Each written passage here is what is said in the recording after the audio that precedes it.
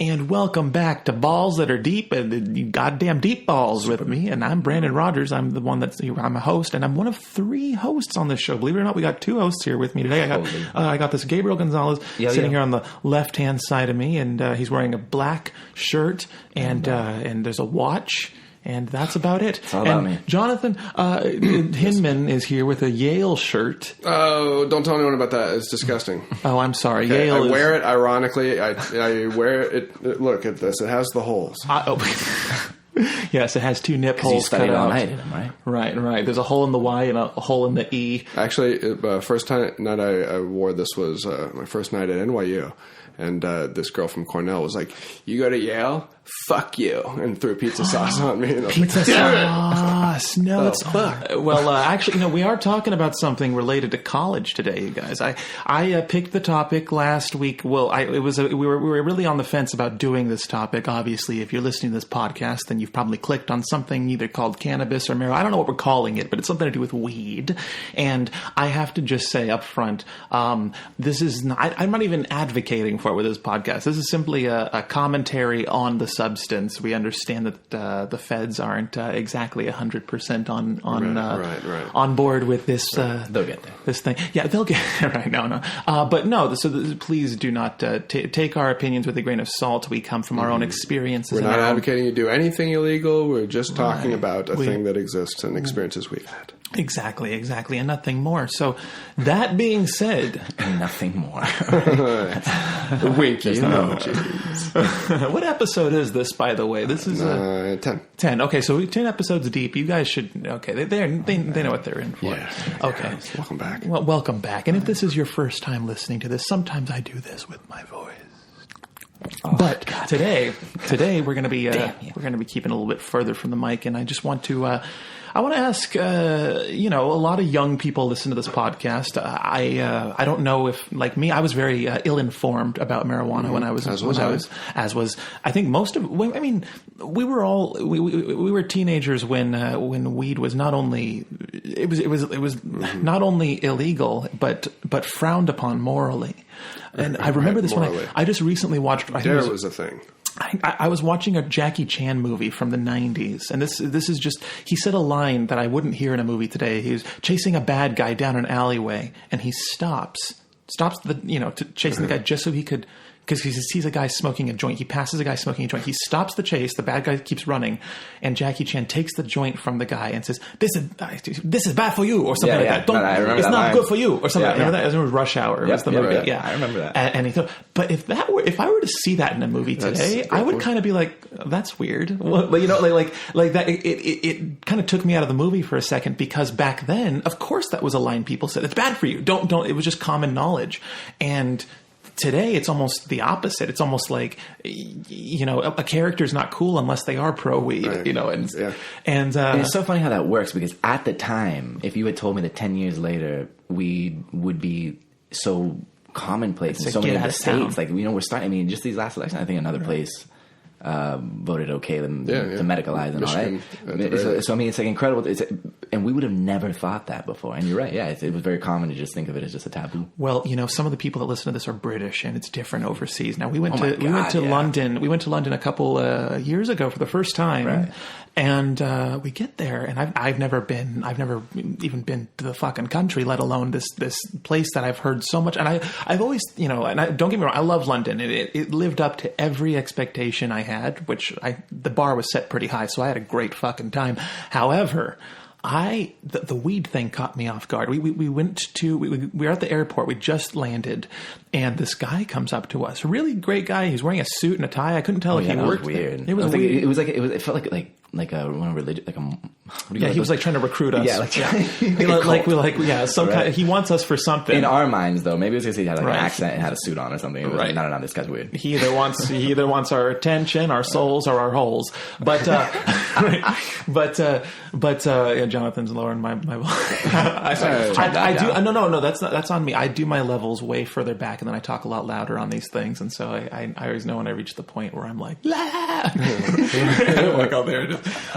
Anyways, so yeah, we get there, and the guy offers us guidance, or he offers us, like, if you're looking for anything, I can tell you where it is. He's basically being a concierge, and I don't think there ever was a catch. I think he was just a genuinely helpful, like really helpful guy. But we asked him, the first thing I asked was, where's your nearest dispensary? And he said, like the word dispensary didn't ring to him. And he said, for weed, what do you call it here? Marijuana. I don't know what the British term for it is. Your leafy greens. And he said, and he basically, I forget exactly his verbiage, but he said something to the effect of, don't even say. He got all close and like quiet and whisper. He's like, no. Like, it's not, you don't talk about that here, bro. Or whatever. But in a way that felt like I hadn't had that irky feeling, in a long time, where like people were like, they couldn't even, it's like Voldemort or something. Almost shameful. Never say his name here. Yeah. And what we came to learn very quickly was that it was almost looked at as we look at heroin. It's like it was a drug, and it was very hard to find weed, and even then it wasn't that great. But so we totally get the point I'm trying to make is that I understand that there are lots of people and places outside of our region where the views on marijuana are equivalent to. Each place has its own vibe, man. About it, exactly. You go to Amsterdam, it's totally different. You go to you lived in. Dude, I remember the first times I smoked. I was living in a place that they caught you, you go to jail for life. Now, how old were you? When I was like 13. 13. Okay. Sometimes I wonder, like, that's really early, but I've heard people say early, but it's pretty early. Yeah, that's pretty young. And then later on in life, like, you read these things where it's like it affects your brain. I think 13 is too young to smoke.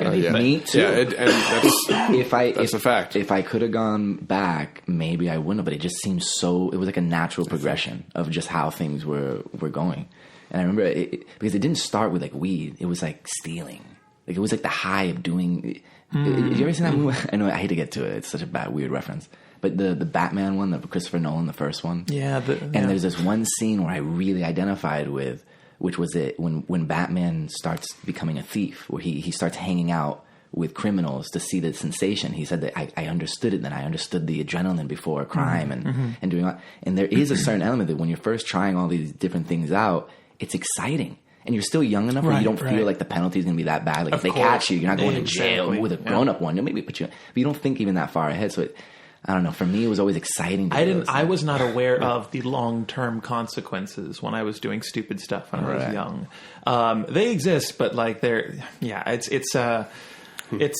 so you were 13. What was the sensation? What was it like to you? Like what when you smoked? How did it feel? I remember this was in Japan, and so like I said, you go to jail for like life, and it wasn't weed. I think it was like hash, and we got it from some. Oh, only hash. Well, whatever. And then we got it some high schoolers who had given it to us or whatever, and we went to like the top of a building, like over there they have like the stairways that go up. Like maybe in New York they have them too, but these stairways that you can just pretty much access any rooftop. Like a fire escape? Yeah, like a fire escape. You're not supposed to use them, but we would do that. Right. So we went to like the top of a skyscraper in Japan, and like looking over the city, and then we smoked it. And I remember not feeling definitely what I felt later on in life, but it was just like this weird, goofy body sensation. I didn't even know if I liked it or not.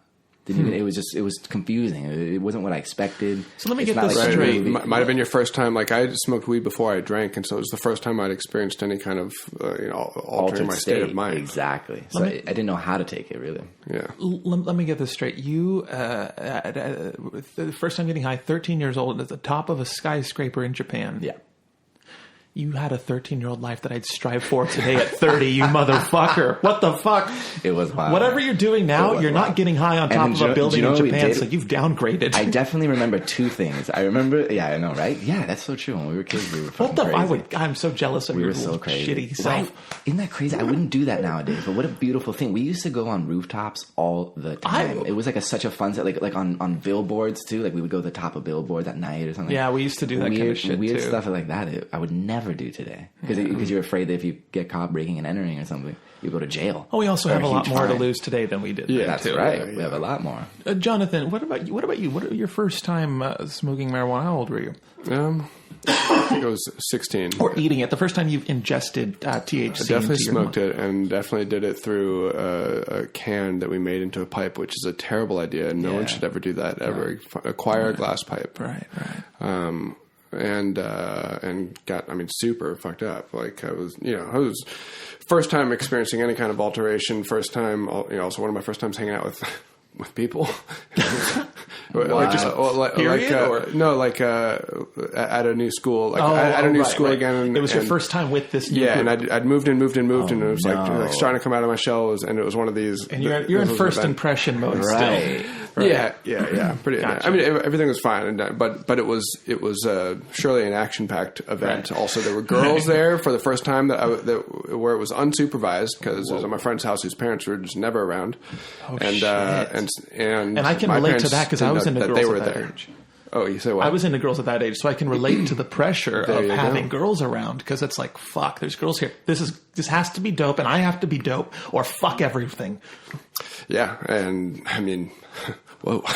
You never had those. You never had those thoughts. You guys have never. Well, I do understand the idea that when you're anyway, sorry. So it was an action-packed moment, and I just got super fucked up. Was laughing so much and was very still and could barely move, and so obviously it's a one-of-a-kind experience where you feel separated from your body. It's like you're your mind, body, spirit. But when you separate the mind and the body like that, in a way, it makes you appreciate it more. It's like I've never not had control of my body before. Mm-hmm. I've never not had control of my body except surgery, right? A little bit, and so it's different. It's different. But yeah, it was very laughy, and then I developed more of a relationship with marijuana. Interesting. It's just gone up and down like any relationship throughout the years. Yeah, although honestly, it's for me personally. I don't think this is everyone's experience, nor it should be, etc. But for me, my relationship with marijuana has been really positive. Starting probably midway through college, and before that, it was because I was smoking too much marijuana. But it was an excuse, and it was never the root cause of the problem, honestly. But that sort of sorted itself out and made it clear to me by midway through college where honestly smoking was always a mentally healthy choice for me. Mm-hmm. It was always a very creative choice for me. Every time I smoked, I wanted to do stuff. I wanted to make stuff. Yep. It was always good for me. I think it's fair to say that smoking is, and this is probably what you probably learned when you were at that point midway through college, that smoking is something to be managed for sure. It's something you work into your day or you use to an advantage of something like. And you shouldn't have 30 cups of coffee in a day. You can have too much of anything, And so obviously, be careful. Don't coffee. Avoid your real things in life because of it. But this is where the danger comes in because some people have better self-discipline. So it's like you think that you can be like, oh yeah, I can organize myself, and then it ends up you become addicted to these things. Yeah. No, it's true. It's because I always get very uncomfortable when people do the evidence is out, man. Marijuana is not addictive. I'm like, that's crazy town because addiction sometimes is a mental thing. You can be addicted to anything that you get pleasure from, I feel. And so it's but that's a crucial difference. It's you can't blame someone for you can't say video games are being outlawed because you play them too much you distract yourself from your real responsibilities. If it's it comes down to a person. World of Warcraft. I just want to say again that don't think that you can't get addicted from marijuana. You can. You really and I just like to say this: it really all boils down to every individual's discipline and just their own. Sure, if they don't get hooked on marijuana, people can get hooked on anything. That's true, but remember, at least mental and because there's also a physical addiction that's like a chemical and strategic thing that's different. That's than your primal kind of brain sort of longing for. Yeah, remember, discipline is the difference between what you want right now in that moment and what you want overall. So if you want to become, not just in the couch, but the couch itself, then great. But if that's not what you want overall, then just you got to have discipline. And it's very true. Very true.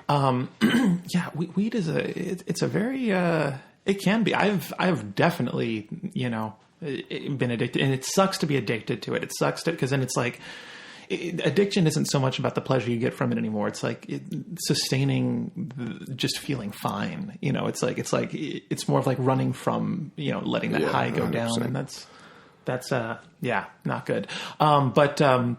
No, I think the first time how old did you say you were when you? I was 16. You were sick. God, you both started before pretty young. I did. I would have never thought that, Jonathan. I thought, you were pretty young too. I consider anything like that. I mean, 16 is actually what? Is that normal? I think it is kind of normal. I was 17. Did you? Go on. Sorry, go on with your thing.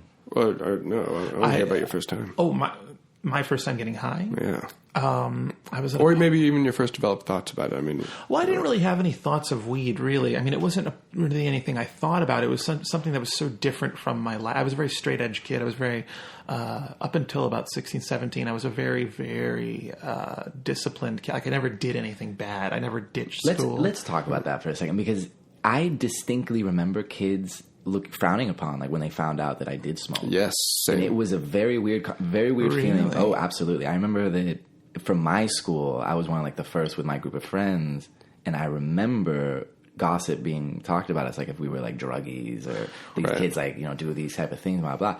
And it was bizarre because it was like they had no idea what they were talking about. Mm-hmm. But they did, because I had just been there in that thought process like a year before.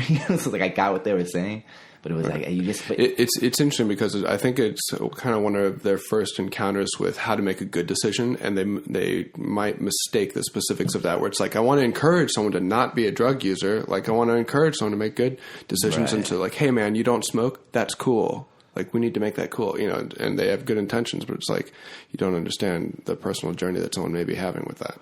Right. Yeah. I think in my school, it was kind of 50-50. I remember a lot of kids thinking it was cool. I mean, there was a lot. My high school had eventually, a lot of, my high school was, the straight edge kid was not the common thing. I went to Livermore High. We had a lot of just bros and people and, like, sluts, and just, it was a big party crowd was predominantly there. I mean, it was the MTV cultured crowd. So marijuana was definitely more in than out. And I remember I started hanging out. I think I talked about this on an earlier episode. I hung out with a really rebellious crowd, and we would just break into places that were abandoned and do bad things, and just for the thrill of it, like you were saying. And I was at a party one night with these people, and I knew it was sooner or later I was going to get high, because they all smoked weed, and I knew eventually I was. It wasn't anything I was eagerly anticipating, you know. But I knew eventually one day I would try it. So I was at a party, and they're smoking out of what is called a gravity bong. Are either of you familiar with that? Oh, yes. Okay. Well, for those of you who aren't familiar, I suppose there's different ways you can fashion it. This particular one was a milk jug, which you should also never do. Yes, never do this. This form of smoking would get me high off my tits today. But you basically cut off the bottom of a milk jug, and you turn it into a bong, basically. But you go into, like, an ice chest or a bucket, just some large bathtub. Some large, form of water, and you basically put. I'm having a hard time describing this. We really want you guys to know how to make this. I know. I want. It needs to be explained so they understand just how much. Basically, you fill up the entire smoke. Yeah, exactly. You fill the entire milk jug up with smoke, and you inhale as you press down into the water, so it empties the entire contents of the jug into your lungs. And I had smoked a few cigarettes in my life before this, and so I thought like cigarettes. For some reason, I thought smoking weed would be. I don't know, like just a stronger cigarette. Like I thought that being high would be that you're just relaxed. Like what in the movies, they don't look concerned or scared in the movies. They're just on the couch, just having a good time. So I thought I was basically just gonna be taking, like, just be relaxed, you know. So I inhale the entire thing, and I cough for a good. God, I want to say it was a good couple 2 or 3 minutes. I'm just coughing and coughing and coughing. And I remember the burn was one thing they didn't tell me about, that it would burn my lungs. And I just remember feeling terrified. I'm like, is that supposed to be how could something so good make burn my lungs like that? Like, oh, don't worry, you just took a really big rip. And their words mean dick to me at this point. I'm just like, I'm sorry. And once I finally stop coughing, I'm all right. And I stand up, and this is in a garage lit with green Christmas tree lights, by the way. So it's not it's one of those living rooms that every teenager makes in the garage. You know what I'm talking about, with a drum set and fucking carpets. Those are the coolest. Right. But there was a lot of objects to maneuver in the room, is what I'm saying. There was a lot of. Anyways, I didn't feel anything, as you don't in the first 30 seconds of smoking. And suddenly, I remember feeling like I was in a dream, like you said, separating mind from body. And when my mind was separated from my body, it was an identical euphoria to being like in a dream. Like you know you're there, or you think you're there. You think you know you're there, but you don't physically feel like you're there. And suddenly I started panicking because I was like, am I in a dream? No. I just got high. But I wasn't prepared for the psychoactive effects of being high. And so when that happened, I started to panic and I started to freak out, and my friends were putting their hands on my shoulders, telling me to calm down and telling me like, this is normal. And I told, don't touch me. And they said, well, go ahead and sit down. So I look at the couch. Now, mind you, I'm standing, and I look down at the couch. I'm standing right next to it. And I remember I couldn't tell how far the couch was, like how far down of a drop it was. It looked like that couch could be 30 feet below me, or that couch could be like, I wasn't sure how far I'd have to sit down. Am I going to fall for a long time? And once I sat down, I just stayed there and wrote it out, because I knew that standing up and doing literally anything than just vegging out would be a detrimental to my safety. And there's so much going on in your head at that moment. Like, it's the first time that you're seeing yourself separated like that, but you're also seeing other people like that, and you're just like, whoa, like my friend who I used to just think of as one entity, is like, they have control over their body in a different way, and like do they have a spirit? And like right now, like this person's not fucked up, and so it's very overlaid, but I can see a little separation with the person who's high, like and then you're starting to think, wait a minute.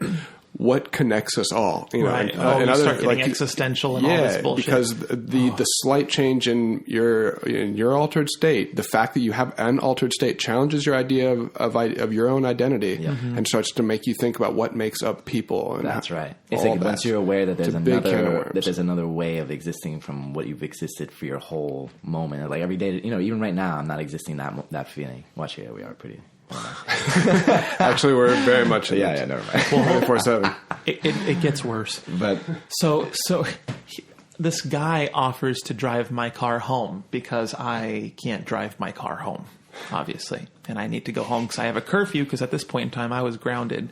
The last thing I need. He's a nice young man. Side note: Jonathan likes to imagine Brandon's journey with coming into homosexuality throughout your childhood. You're just like, man, you drive you home? Go on. Yeah. No. He was a friend of. He was some guy I went to high school, but he offers to drive my car home, and good guy. I think he lived near me, so he was just going to walk. I forget what the deal was, but anyways, we're on the way home, and I realized after we're driving, he's also fucked up, except he's drunk. And it was really scary because he was hitting things on the way home. Oh my God. He was going up on curbs. Oh shit. And it was my car.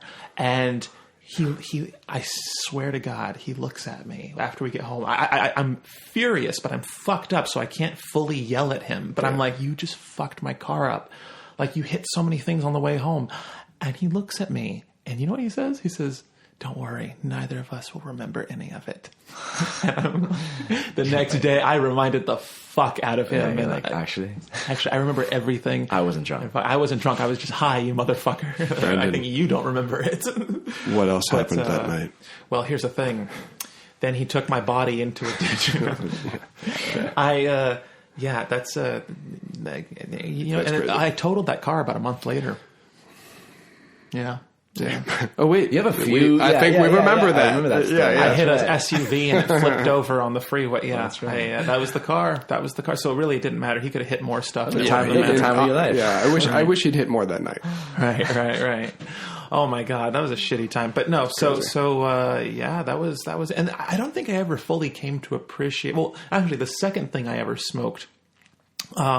I don't know if I can say it was salvia. I don't know if that's, but it's a very different thing. It's it's an entirely different thing. I don't know if it's still, it sucks. I don't know if it's still legal here, but at the time it was, it's horrible. It was a horrible. Are you serious, Jonathan? I think salvia sucks. Are you kidding me? Have you smoked it? Yes, dude. You know the fucking story, man. You go on with you. You're about to say one. I think it's a horrible drug. I don't think it should be illegal. I think it should be allowed to and everything. But no, I didn't like it. For me personally, well, you know what? Because it ain't about like or not like. I guess I don't have a reaction.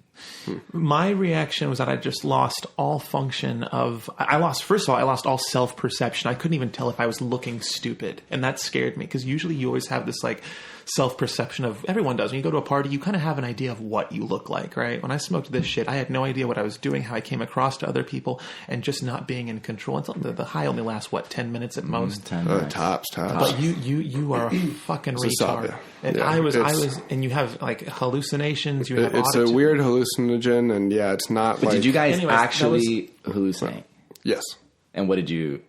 Sorry, this is now. Yeah. Wait, what do you mean no? You can't just say. Salvia. The reason I bring it up is that it was the second thing I ever smoked, and after that, I just kind of thought smoking anything was. I had a bad weed trip and I had a bad salvia trip. I hadn't even heard of salvia until like 5 years later. After really? Weed. Yeah, this is not a thing. A little later, yeah. It's a very underground kind of or it was when we were in high school. But so I just kind of I didn't want to touch, and then it wasn't until after I had moved to Los Angeles that my friend, Steven, I went back home to visit for the holidays, and Stephen, gave me some weed, and I said, you know what, I'm in town for the holidays. This is my first time visiting home since I've moved to LA. I said, you know what, I'm going to live it up. I'm going to try revisiting. So I told him, I said, I just don't think I like weed that much. He said, no, just try it and just trust me. So I smoked it. We were in my car. We were just listening to, I forget what we're listening to, but he was just like he taught me, he's like, just let it happen. And and so I just laid there and I said, just don't try and fight it. And then, once you, I don't know, he just kind of for some reason it was just different. I don't know, smoking weed as a 23-year-old versus smoking it as a 17-year-old, maybe because I had a better outlook on life, maybe because I was more, when I was 17, I was scared. I was grounded. I was scared of the world. I was scared of everything. And having just moved to one of the, You still live with your family. I still live with my family, your own. Yeah. A lot hasn't happened. And so, yes, having smoked it when I was in a place in my life for the first time ever feeling maybe not comfortable, but at least independent, I wasn't having half of the paranoid thoughts I'd had before. So it was, and then ever since then, I've just found ways to work it into my life to help what I do, when I write or when I edit. But so that kind of brings me to, I want to hear about your guys' relationship with it. And I mean, in a normal way, when you smoke on a regular old day, and you sit down and you're about to write, or you intend to be creative in just a bit, what's the effect that it has on you? I think How does it help? I think it makes every idea seem like a potentially good idea, or at least worth exploring. Like I think just in a sober mind, you come up with ideas, and maybe you don't flirt with them the way that you would when you're still, when I'm high, I feel like I look at things like I looked at them when I was a child. When I was a child, I think it's more playful. It's more playful. Agree. When I was a child, I used to be you're just enamored with everything. You're enamored with the way things look visually. I honestly feel like everything is just better when you're a kid. I remember it wasn't as hard to impress me with music. It wasn't as hard to impress me with anything. I just kind of drank up everything and really, invested in it. And now as an adult, I'm like, oh, I don't like that kind of a movie, or I don't like that kind of show. When I smoke weed, it kind of takes me back to that childhood mindset where I entertain every potential possibility. That could be good. Let's watch this, or let's. It's like I feel a very similar thing where it's in a way it removes the maybe the haste with which I would run towards judgment on something, and instead, because I just accept that it's right there in front of me, you can play with it because you're not thinking that there's no part of you that's oh, that's stupid. You're just what is this? Like Spotify, for instance, when I'm listening to a playlist on Spotify, when I'm sober, I will skip until I find a track that I love, and I'll listen to that. When I'm stoned, I could just I'll just let playlists play, and I'll just and I'll like every song, and I'll just be like, oh yeah, this is good. One last thing. When you are open to entertaining new artwork into your life, when I'm stoned, I'm open to hearing new music. I'm open to watching new shows, and really not just watching, but really giving them a shot, and really try. When you're open to entertaining new ideas, and you're open to new inspiration for ideas, and since 90% of what I do is having to come up with, stories or scripts or videos. When you open that threshold even further into, sort of what you're willing to let in and inspire you, I think it could bring you ideas you would have never had or even stopped to consider had you been sober necessarily. Anyway, sorry. Yeah. And I think that's also, it's not to, I mean, it's like there's a time and place for it. For instance, I don't need new ideas or to feel in wonderment when I'm shooting. When I'm shooting, I'm executing a plan that we have, devised, all week long or however long we've, been working on something. And, when I'm stoned, yes, it's playful and you entertain artwork and new ideas, but you're also not as vigilant and you're not as, okay, we got to get this done. Let's get off our ass. Let's do this. Boom, boom, boom. So like I said, I would never, I don't like smoking weed when we film, but it's almost, I feel, necessary for me when I'm having writer's block or just trying to come up with something new. Yeah. There are certain kinds of tasks that, no, I don't want to be stoned for that. No, totally. For sure. Yeah, it's not always appropriate, but... And I'm not saying that there's no such thing as a bad trip either. I've had sometimes I've smoked the wrong strain when I'm in the wrong state of mind. 100%. And that can be just as... horrific as getting drunk and making bad choices. Like when you're having a bad weed trip, I almost feel like it's more of a you feel vulnerable, weak, or depressed. You feel like small. When you're having a bad. It's just like insecurities pop out. Dark thoughts. Your backbone is gone. You just feel totally small. Dude, I have gotten so fucking paranoid on weed, man. I used to get like really bad because I go through stages. Like you were saying about like relationships. It's like it is like a relationship where like sometimes I'm like, dude, perfect. This is what I need, and then other times I'm like, I need to break up. I'm like we can no longer see each other.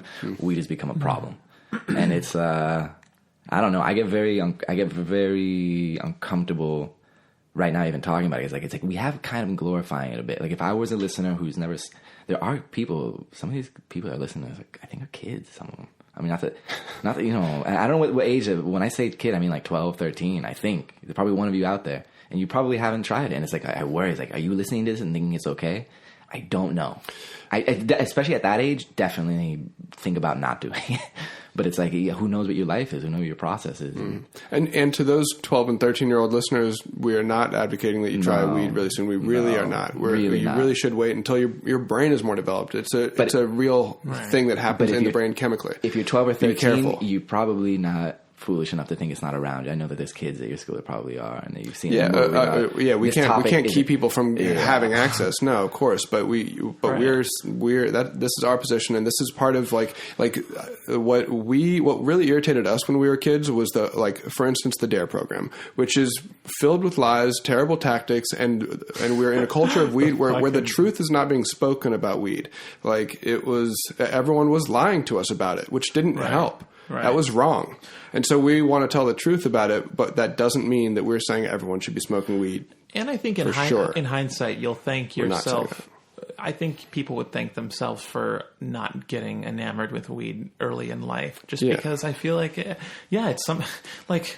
But it really try it later. Try it later in life, but just don't think that it's necessary. It's not categorically bad. Just have a responsible relationship with it. It's circumstance, though, for me too. Though it was just like, what happens when you're just part of a group that just introduces that? It's not like I wasn't the one who was like, let's go do this, but I was right. What happens if you're part of? Yeah, and it's like I hate to say it, but I'm very easily peer pressured. I mean, if I'm with friends that I really love hanging out with and we're just having fun, if they suggest something, it's not even like peer pressure. They weren't like, yo, you got to do this. I was just like, yeah, let's do it, because they, it's like we're having fun. They have good ideas. Yeah, we always do things together.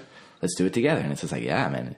What do you do in your situations that you grow up with people or just? Well, I just want to say that people who say no, like whenever I'm at a party and I offer someone a joint or something and they say no, no one ever thinks that person doesn't look cool. Like I guess when I was in high school, I was afraid to say no just because I didn't want to seem like I was the prude in the room who was too good for whatever, But at the end of the day, like just looking back, it's like no one would have judged me if I said no. I was just saying yes just to.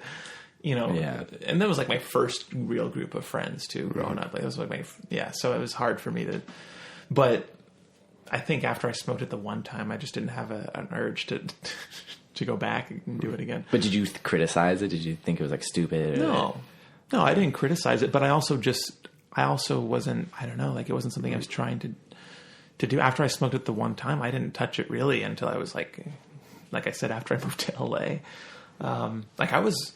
After high school, I don't know, I kind of lost a lot of those friends that I hung out with in high school and kind of got a little bit more of a straight edge group again in college. And so weed was definitely not present for a lot of that whole time. When I was doing theater class, when I was doing all those shows in Livermore, I really wasn't even drinking then either. I think my poison was food. Yeah, and it's weird now. I'm more of a pothead than ever, and this is the lightest I've been. So it's like, I don't know. The munchies are a real thing, though, and those are dangerous. Yeah. Jesus Christ. Yeah, no, that's... And like I said, just everything's better on... Do either of you have a hard time shitting when you're high? No, not at all. I feel like I have much better shits when I'm sober. Yeah. Everything else is better when I'm... But you're high all the Maybe time. it's because you want to shit, and when you're high, you think now's a good time. That's you really try to force it. It is strange because people do use it for different things. Like it always astonishes me when people are like, "Yeah, I smoke to go to sleep." I'm like, "What?" Like if I smoke before it's over, I'm not going to go to sleep. I smoke to love my family. Yeah, right. Just weird reasons to smoke. Well, I mean, not weird. Different reasons to smoke. Where I would never be able to use it like that. That's not how I use it.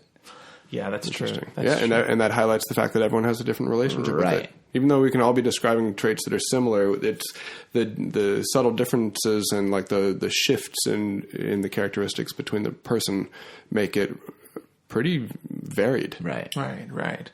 I would just also like to say, I feel like I have to put this out there because a lot of people do this their first time, and I don't recommend it.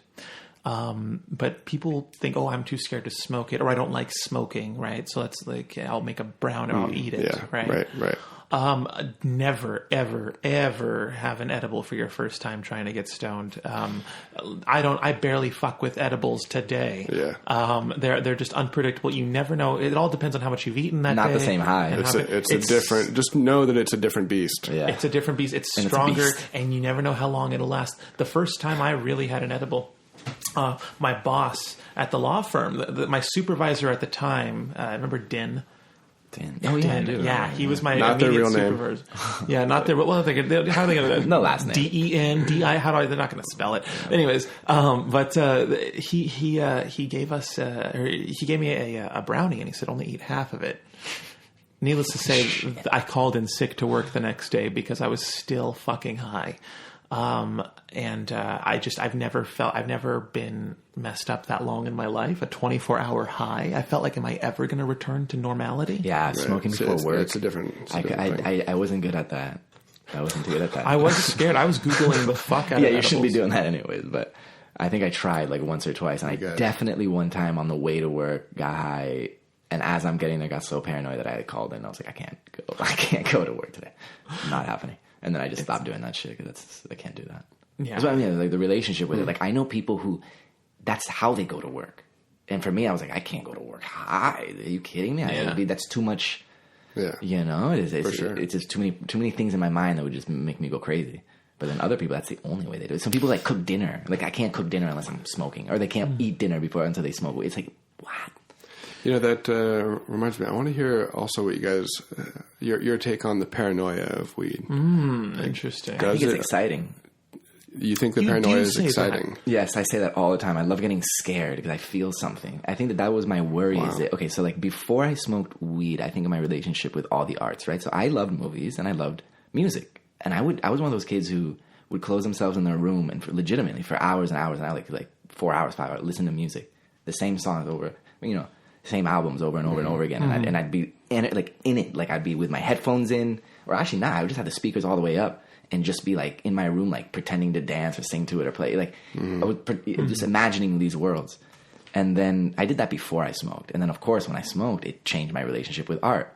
What worries me is that nowadays, when I'm a little bit touched on something, whether it's like drinking or smoking, it still has that effect where I enjoy the art more. But now I can no longer appreciate the non-smoking, the non-drinking version of listening to these things. And that worries me. It's like I want to be able to still appreciate things even when I'm not fucked. You hit it on the head with that. I tell you, there are things where I'm like, I used to be able to enjoy this sober.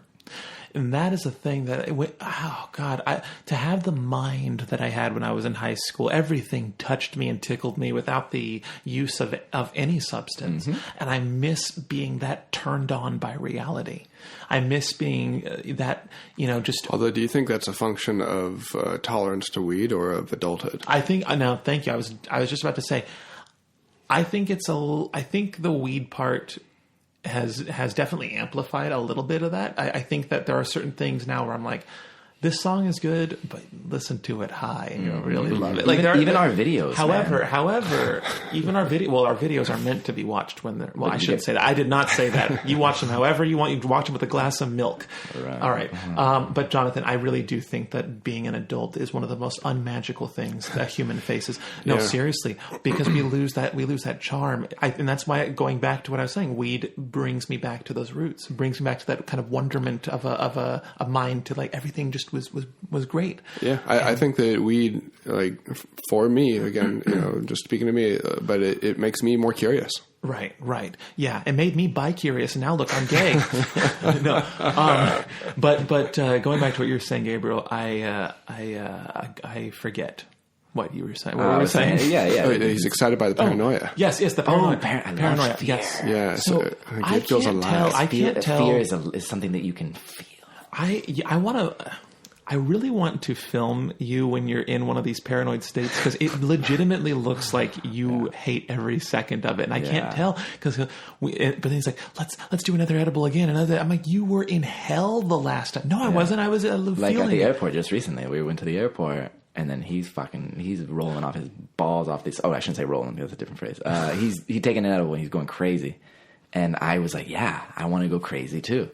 I would rather be afraid because here's the thing: like when you're afraid, it points out what you're afraid of. I just want to point out that the edible is like the tiniest part of the equation of what's going on in this psychological picture. Oh, is that what's happening? This isn't a common story. Go ahead. Oh, never mind. I think that fear, just like when you smoke, it elevates the game a bit. Gabriel, I just want to point out, Gabriel, and no offense to Gabriel, I love him to death. To survive. Gabriel, you heard it here, folks. Fear elevates the game. Gabriel does get a tad more paranoid than the average Joe when he's high. Yeah. Wow. I usually don't see, so don't think that this does not speak for all edibles. Therefore, I'm not also condoning or advocating for edibles. I'm just saying this is a Gabriel thing. But I also get paranoid too. But sometimes I wonder if I get paranoid because if you get paranoid and I'm around you. He told me that. He was like, I'm so fucked up right now that if I give you this edible, you're not going to fucking go crazy on me, right? Like I can't deal with that. Like I'm already going crazy to deal with you being crazy. I can't do it. I told him that I can't handle your crazy so I was right like, now. Okay, I'll take half of what you took. I'll negotiate you. I did fine. You did fine, but I said I did definitely get scared at one point where I thought the plane was going to crash. Yeah, he thought the plane was going to crash. Oh, that's all.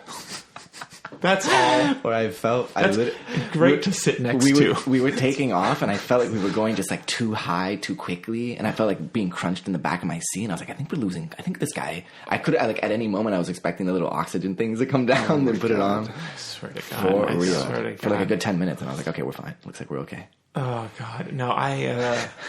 That's why I tend to not be high in a public place. Could you get it too? Yeah, I guess so. Brandon does not. I swear to God, Brandon does not. He does not relate to us in this sensation. Like he does not get paranoid. What I'll say about paranoia for me is that it can make me smoking weed can make me a little bit more paranoid. But it's as long as it's not too much, then it's actually really helpful and manageable. And I would even say exciting, actually, in a way, because sometimes like weed can bring up all these thoughts, and then you actually. Just like it makes you confront other things the way we were talking about earlier, like you just accept that it's there. You're like, I really do have this paranoia. But then you kind of deal with it. Even if it's a very quick deal, you're like, and that's not reasonable. Like this piece of paranoia doesn't have to be here and doesn't have to be here. And you kind of sort things out. You actually do a little bit of sorting around real stuff. It takes you a moment to pause. That just hit me real hard because I was thinking, how many times have I gone through like this robotic automated mode? So I'm not smoking for a period or whatever, and so let's say like I go for a week and I'm just doing my thing, and then suddenly I smoke and I get so high, and then suddenly I think about everything that I've been doing for the last week, and I cringe in moments. I'm like, I can't believe I said that. I can't believe I did that. I can't believe I wasn't more aware of this or that. And I start to like get really introspective, and I start to reflect on what I've been, and I was like, look at my robot mode. My robot mode is so wrong. And it's like, this is not how I should be dealing with things. This is not how I should. I'm so either I'm like, I'm passive or I'm passive aggressive or there's a lot of things that I notice and I'm like, my God, why is it that when I smoke, it's the only time that I fucking see it? And it's mainly when I take like breaks, really.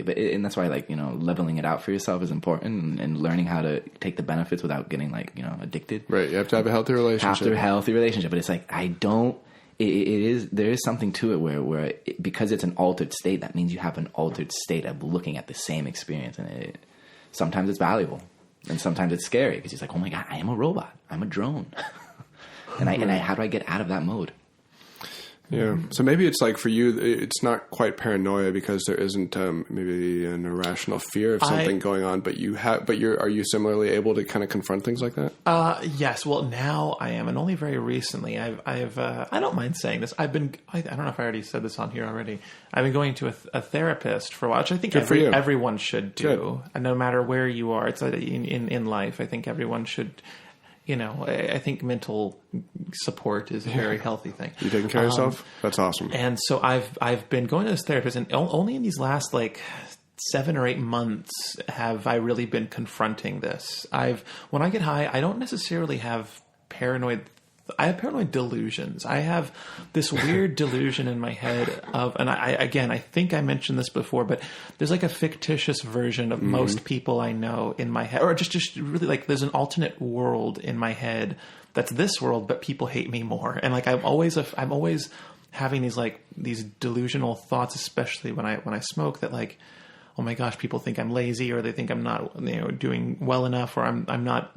Kind of like how a pageant kid, like that sort of oh, mom wants me to, and I only recently have I been able to just realize what the distinction between what is a legitimate rational thought and what is simply a vulture on my shoulder saying you're not good enough, or he doesn't like you. That's a long journey to identify what the difference. Because it's literally every every day I'm constantly every thought that goes through my head. If it's a thought that makes me upset, then I'm like, how real is this? Does that person really not like you that much, or are you just paranoid? And so weed, I will say.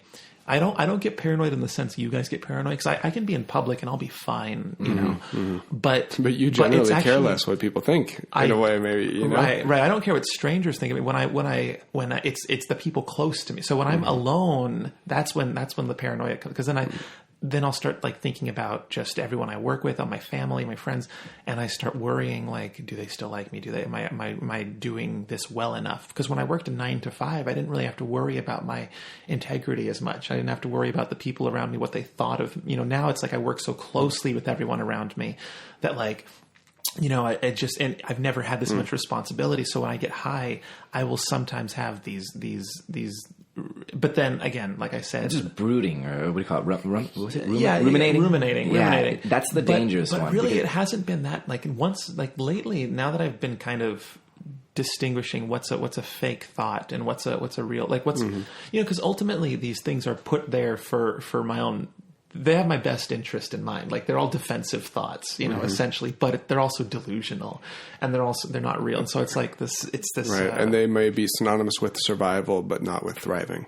Not with thriving. Exactly. And it's just a matter of rewiring, or not even rewiring, but just recognizing what is a faulty, circuit and what's it, Right. So, yeah. And it may not even be synonymous with surviving, Right. Well, I just mean it's even possible for your brain to get something wrong. So right. Well, needless to say, I think my more paranoid. It's almost opposite of you. My more paranoid thoughts come out when I'm by myself alone versus when I'm in public. In fact, when I'm in public, I'm usually less paranoid because there's distractions everywhere, and I'm not able to ruminate because I'm at a shopping mall, or there's things that I can look at, or people I can talk to. Total opposite for me. Oh, see, I can't be alone with my thoughts. It's just oh my gosh, so I have to, hopefully I never go to prison.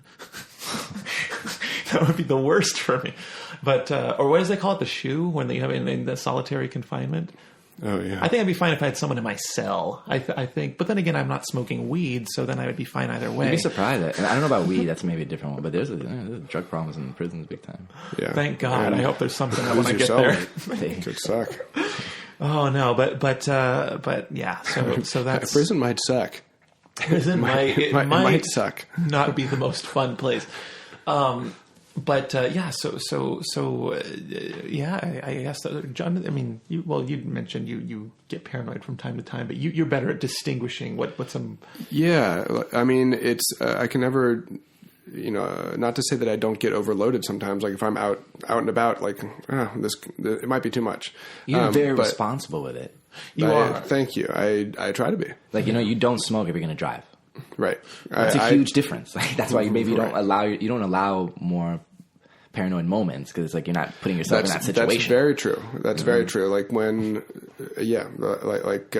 I've never like shroomed in the forests or something where I was like, well, that would be too much for me, I think. Right. But I just don't put lost. Yeah, not to say that some people don't. Which to me is like that's the only way to go. Right. Some people it totally works for. For me, it wouldn't. So I don't put myself in those situations. But yeah, as far as like paranoid thoughts, they can come up, but I'm one major thing for weed and me is that it kind of removes my ego from the situation, and I feel a lot more neutral and able to kind of make executive decisions like that. You see them more objectively. I'm a little, and I'm more honest with myself when I'm stoned, even if that requires a wave of paranoia. But I've earned that honesty, because when these thoughts come up, I deal with them. Right. That on weed, and so then I can say that I'm dismissing that. This thought, not so paranoid. Actually, it's a little justified. I need to change my behavior addressing it, and I'm going to do that, and I'm going to feel good about my ability to be honest in this situation because I'm on both sides of it in that way. Right. And I happen to like getting better at that is a long-term process. I'm not perfect at it by any means, but I recognize weed's influence to be positive because it assists me with that part of dealing with paranoia. And it's like that. Thank you, weed. I would just like to say really quick. Did you have something you were going to add, Gabriel? That's a question, because there was one response that I had a girlfriend, and she never has ever smoked. Ex-girlfriend, she had never smoked, never done. She didn't drink really. I saw her in our relationship. She drank like maybe a few times, and there was just like one glass. Didn't do anything. Had no experience with anything, and didn't want it. And I would tell her stuff like, "Isn't it possible though that I know you wouldn't want to do it? I wouldn't even want you to, but like, you wouldn't want to see this other thing." Mm-hmm. And she would say that it's not real. Right. She would say that as a human, if you can't do this on your own, it's all just easy. It's like a monk. Like a monk gets that nirvana because they go through the process of getting there. You're trying to get there in like an easy route. You're just trying to reach nirvana without the work. That's bullshit. And that's not. Sorry. It was interesting. No. I'm with you. I'm with you to a certain extent, but it always did intrigue me, that thought that, hey, why can't we do this on our own? And we should be working towards that. Like this mental state that we're getting. It shouldn't be that we can only get there through weed. And I thought that she had a point there, but she was also somewhat. But she's also right in that no, you can't say that I'm only going to try to live a heightened, enlightened life if I'm stoned. Like no, when you're sober, you need to be committing to that too. So otherwise, she had a point. Right? It's like if the value of whatever weed makes you realize is actually existent, it really is valuable. Then it should be recognizable even when you're sober. I just have to throw in my counter argument. I think that as beings of perception, we absorb many different things in this world. We have delicious food, or maybe even nice wine, or just alcohol in general. Get a buzz. It's why we consume art. It moves our minds in different ways. Movies, film, books. Weed is another substance that alters your mind in a certain way. So you're to say that's not real, then anything else that can make your mind feel like a hand job, for fucking Christ's sake. When I said not real, it's not the sensation. The sensation is definitely real. What she was saying, it's not real as it's not worked for nirvana, and so therefore it's not real nirvana because you didn't reach it. You just took something, and then immediately when you wears off, you're back to being normal. It, my ass. I had to earn those fucking $20 and walk my ass to that shady ass park. I reached the fucking nirvana that I smoked. I never. I always agreed with what she was saying, but always had the asterisk next to it, which was just like, yeah, but I'm not a monk. I'm not going to be able to. So you not either, by the way. I know your life. You're not trying to be a monk either. So if the quick route to see nirvana, you say it's that, but for me, it's like it's nirvana on earth at least. I think that nirvana is like a very heightened point, and that glimpses of direction towards nirvana can come from many different states of mental alteration, tired, etc. And so it's not like I had never thought like I achieved nirvana by any means, but there was a teensy bit, a tiny drop of enlightenment that did occur, and. Do you know what this would blow my mind? She would say, why can't because I would tell her, it's like, maybe it's possible that I've felt and seen things that you never have, right? Just simply because of the things that I've tried, there's sensations that you've never experienced. And she would say, well, you don't know that because you don't know what I feel like when I'm cooking.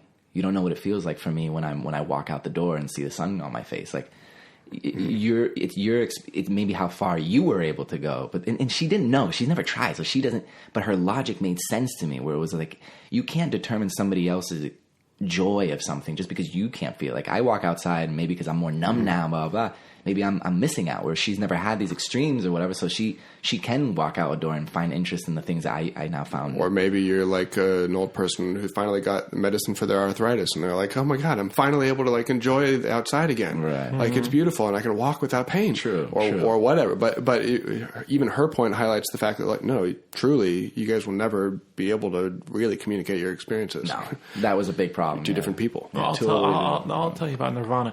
Have you ever tried to just see how much you can smoke? Like, okay, let me explain. When we started making money on YouTube, like when we were making more than what we made at the law firm, we were making a lot, but we were comfortable, right? Like, the first thing I spent money on, like, I was living the same life, but the first thing I ever spent a little extra money on was weed. I went to a weed store. It was on, I forget when it was. I want to say it was like sometime in the winter that year. And we Stephen and I said, Stephen, my friend, he was my roommate at the time. Remember this. I said, my friend, we are going to go to the weed store, and money we'll just spend however much we want, and we'll just like I'm going to take you and my friend, we are going to feast tonight. So we went to that, and we bought so much weed. I don't think I've ever bought that much in my life ever since then. And we went back to the apartment, and we had Adam Sandler. It was an Adam Sandler marathon, so we did it right. And I remember I just wanted to see how high I could possibly physically get, and just to see when I cannot smoke anymore. And you know what that feels like?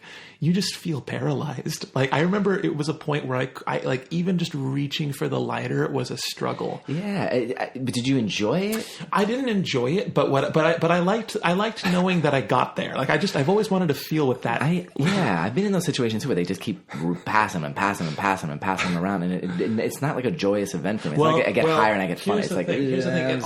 For me, it all depends on the surrounding. For instance, a week ago, about a week ago, we went to Georgie's birthday party, and that was the group there. I had never met these people, but they were a fun group, and I liked being really high around them because the surroundings were a fun place to be. So I never really got to a point where I don't know, that's just me though. But see, then again, we were saying earlier, I like to be around people when I smoke. Like, I don't. But yeah, you were comfortable and having fun. The environment was safe. You're right. It was a safe environment. Great context. And like, maybe it's just, I don't know, being a typical Leo, but I just feed off of being in a room full of people. Supposedly, yeah. I mean, supposedly that's a huge characteristic of Leo, that they like to entertain. Yeah, and when I was, it was just, that'll be another conversation, astrology and all, but it's a fucking trip, man. Because the more I find, and Jonathan will be like the most against it, of course. Like, this is all bullshit. No, actually, but like, what's your sign? That would Jonathan. Gemini, and so we'll talk about fucking these things. Gemini. Gemini. This would be a good talk, because you have such a background with astrology. Because your that's ex, right. My God. And then Jonathan's such the other side. Oh, this would be, and I'm right. I'm pretty agnostic with the damn thing. We should definitely talk about this. Would be a good future astrology coming up. Oh gosh. But you guys, I want to thank you also for opening up and telling. Yeah. We didn't even really open up. There's so many stories. Well, it's a big can of worms, but it's a complicated it's a lot can. to unpack. And I just want to say again to everyone listening, not advocating this. These were our own experiences. We've, trialed and errored and found a way to manage it into our adult lives, but we understand a lot of our viewers are young, and, there is a lot that even today people still aren't. People are still quite afraid to talk about weed, and I feel like there's a lot of misinformation out there. I'm not saying the information we gave you was the best either, but I'm just saying it's I don't know. No one ever talked to me about weed when I was in high school. No one was candid. Not like this. No one. My My parents are still very like, I mean, I was raised by people who were raised in a world where weed was, it was like London, like. I know we're closing this out, but I do want to, that dare thing, I worry that we just became those dare guys. Cause I remember there was one guy that came to my school and he literally told us like this great story about how he got, all liquored up at a dance. And because he was liquored, he was asking all the girls to dance and he got it, but he wishes that he hadn't because he would have learned how to do it on his own without having alcohol. But the only thing that I learned was that you had fun. That guy can go out and ask girls to dance. What I'm saying is that I hope that the listener didn't get like, we get more out of life because we did these things, because then it's like we're pretty much saying that, hey, like, it's not so simple as that. It's not that, exactly. It's not that simple. Be careful, especially the younger ones, man. You don't do it now. The brain thing is real. Let your brain become a fully developed brain, and then start throwing rocks at it. Yeah. That's why they call it stoned. But no, really, there's a truth behind that. Really know what you're getting into, and really just you don't need it when you're, because like we said, it's no substitute for mental health. Like when you're young, your mind is already a wondrous place. We adults, we're boring pieces of shit, and we need the weed to get by. You don't need it yet. You don't. Wow. Anyways, is that what happened? No, that's the truth. Why. All right. Well, ladies and gentlemen, I would like to give a huge thank you to my co-host Jonathan Hinman, who now has a blanket over his. Why are you covering up the? I was cold. You actually. This is very. It's a fashion statement. He looks like it's a very fitting look for the stoner episode. Yeah, it's like a blanket with tassels coming up. It looks like a hippie, right? And then we got Gabriel in a black shirt with the black headphones, and you look great, baby. Thank you for talking about weed with me. Yeah, and thank you. And guys, I just, those of you listening at home or in the car, just remember to have fun and make good choices. And I'll see you guys next time.